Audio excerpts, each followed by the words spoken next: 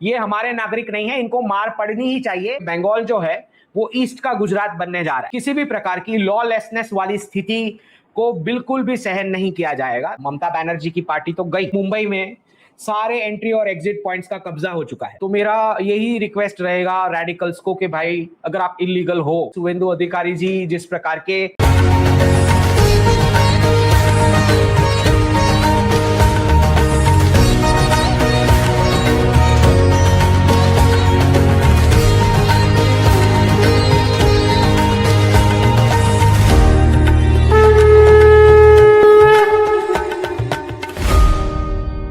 आपको पता ही है कि स्वच्छ भारत की तरह स्वच्छ बंगाल अभियान शुरू हुआ है। तो स्वच्छ बंगाल अभियान में आपको पता है कि कितने सारे इलीगल रोहिंग्या और बांग्लादेशी जो इस राष्ट्र में घुस गए हैं, थैंक्स टू लेफ्टिस्ट और जो उनके पीछे एडम स्मिथ का फंडिंग, दोनों ने मिलकर जो बॉर्डर्स ओपन करी थी, उसकी वजह से जो ये इलीगल रोहिंग्याज और बांग्लादेशीज अंदर आ चुके हैं। अब इनकी जो हरकतें हैं उसकी वजह से बाकी के मुस्लिम कम्युनिटी वाले, हमारे जो अच्छे वाले अब्दुल हैं, उनको भी दिक्कतें आ रही हैं। और कोलकाता पुलिस अब बिल्कुल भी उस मूड में नहीं है कि आपको छोड़ दिया जाए। तो उन्होंने तय किया है कि सबको गर्मा गर्म प्रसाद देंगे जहां भी कोई रेडिकल दिखेगा। तो इस प्रसाद में ये हो सकता है कि फिर इस प्रसाद को खाने के बाद आपको 1-2 महीने का लेट के आराम करना पड़े। तो मेरा यही रिक्वेस्ट रहेगा रेडिकल्स को कि भाई अगर आप इलीगल हो तो उससे अच्छा आप पैक करके निकल जाएं, ये ज़्यादा अच्छा रहेगा। क्योंकि यहाँ पे जो गर्मा गर्म प्रसाद मिलेगा वो शायद आपने एंटिसिपेट नहीं किया था। ममता बनर्जी की पार्टी तो गई, और अगर आप चाहें तो ममता बी को भी साथ में ले जा सकते हैं बॉर्डर क्रॉस करा के।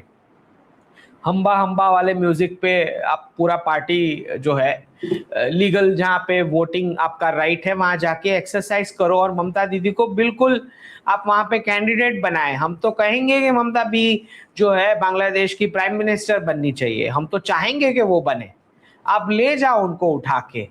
और ये जो उनके जो भाईपू है उनके खिलाफ भी अब एफआईआर हो चुकी है, आपको पता है। होम मिनिस्टर को थ्रेटन कर रहे थे, ओपनली वोटर्स को थ्रेटन कर रहे थे।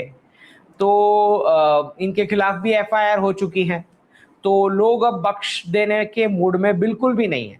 स्वच्छ बंगाल अभियान में अच्छे खासे बुलडोजर्स का सप्लाई बंगाल स्टेट की ओर जाना शुरू हुआ है। और वो जो तोलाबाजी चल रही थी, टॉल कलेक्ट करने से लेके हर जगह जो टीएमसी का कट चल रहा था, वो नहीं चल सकता। क्योंकि बंगाल जो है वो ईस्ट का गुजरात बनने जा रहा है, बिजनेसमैन के लिए, एंटरप्राइजिंग के लिए, इनोवेशन के लिए। तो कोई अब किसी भी प्रकार की लॉलेसनेस वाली स्थिति को बिल्कुल भी सहन नहीं किया जाएगा। तो जिन जिन रेडिकल्स को लगता है कि पहले जैसा गंद मचा रहे थे वैसा वापस गंद मचा पाएंगे, तो ये नहीं हो पाने वाला है। शुभेंदु अधिकारी जी जिस प्रकार के ऑन ग्राउंड लीडर रहे, उन्हें अच्छे से बंगाल की स्थिति पता है, उनको अच्छे से टीएमसी का इंटरनल वर्किंग भी पता है, राइट। तो अब तो कोई डायरेक्ट नो ब्रेन जो है, कोई इंग्लिश बोलने वाली महुआ मोइत्रा ऐसे स्प्रिंग की तरह उछलने, कोई कूदने, कोई बचाने नहीं आएगा। ये लोग खाली स्क्रीन के लिए ही होते हैं, ये लोग कोई ऑन ग्राउंड बचाने आएंगे ये भूल जाना। तो जो कोई भी रेडिकल सुन रहा है, मुझे बताया था मैंने कि बंगाल में गुजरात आएगा और अच्छी खासी क्लीन अप करेगा। तो जो भी इलीगल बांग्लादेशी हैं जल्द से जल्द बॉर्डर जो है उसको क्रॉस करके अपने देश चले जाएं। और रोहिंग्या जो हैं वो सब जहां जहां मेड की सर्विस दे रहे थे, बेंगलुरु में दे रहे थे, गुड़गांव में दे रहे थे, तो इन लोगों को अपने अपने मेड्स जो है दूसरे ऑप्शंस खोजने चाहिए, जो ऑब्वियसली थोड़े एक्सपेंसिव होंगे। लेकिन इलीगल रेडिकल्स को भारतीय रिसोर्सेस बिल्कुल भी यूज करने नहीं दिया जा सकता। तो पार्क सर्कस में, कोलकाता के पार्क सर्कस में, उस एरिया का नाम पार्क सर्कस है, तो मैंने यहाँ पे फनी सा ट्वीट किया है कि रेडिकल बोल रहा होगा तो आपने पार्क सर्कस नाम ही क्यों रखा, इसीलिए हम सर्कस बना के घूम रहे हैं, अब बनाने नहीं दे रहे हो सर्कस। तो इनका तो अच्छा खासा इनको जो है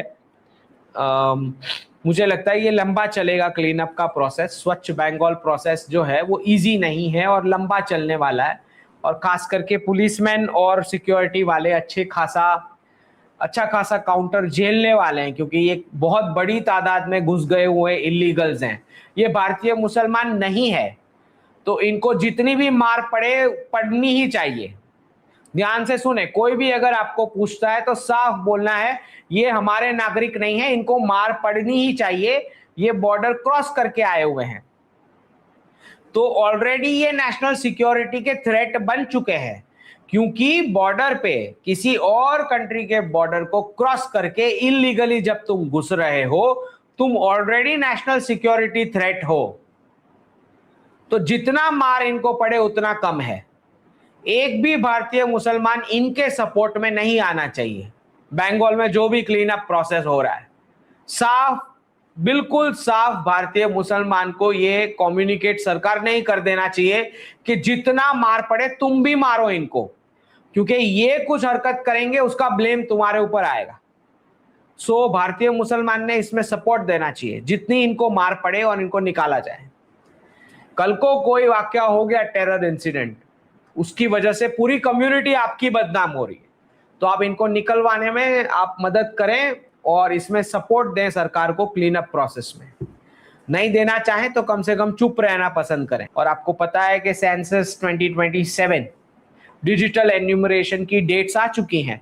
तो जिन जिन राज्यों में सेंसस का डिजिटल एन्यूमरेशन शुरू हुआ है, आप खुद आपके परिवार का रजिस्टर्ड मेंबर जो रिप्रेजेंट करेगा पूरी फैमिली मेंबर को, वो सारी डिटेल्स भर सकता है ऑनलाइन डिजिटल, और अपनी सारी डिटेल्स इन द सेंस आपके बारे में, एज, कितने फैमिली मेंबर्स हैं, उनकी डेटा के साथ आप कंप्लीट कर सकते हो ऑनलाइन के बाद फिर ऑफलाइन वाला ऑप्शन भी उसके साथ पैरेलल स्टार्ट में चलेगा, तो वो भी आप कंप्लीट कर सकते हैं। तो सेंसस 2027 बहुत महत्व रखता है, क्योंकि लास्ट 2011 में हुआ है, उसके बाद हो रहा है, तो डेटा मिलना बहुत जरूरी है। और जैसे आप, मैं, हम सब समझते हैं कि जब सेंसस 2027 का डेटा आएगा, चौंका देने वाला होगा, क्योंकि समझ में आएगा कि कहां कहां कितना कब्जा हो चुका है।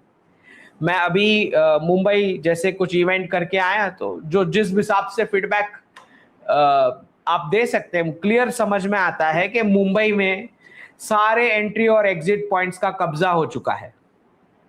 वापस रिपीट कर रहा हूं, जो मुझे महाराष्ट्र से सुन रहे हैं, मुंबई के सारे एंट्री एग्जिट पॉइंट्स का कब्जा हो चुका है।